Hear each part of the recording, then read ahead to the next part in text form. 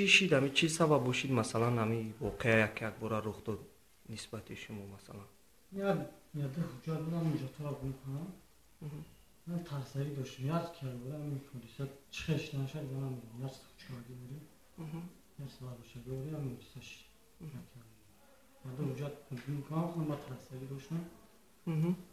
دیگه نمیدونم که یک چیز خوشکردی بودم یک سوار بشه بودیم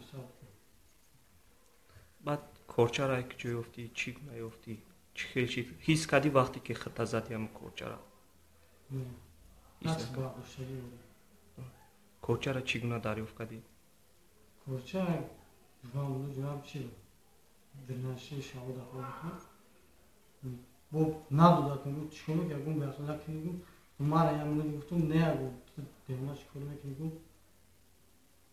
ما مرا هم گفت هیچ کنم می‌کنیم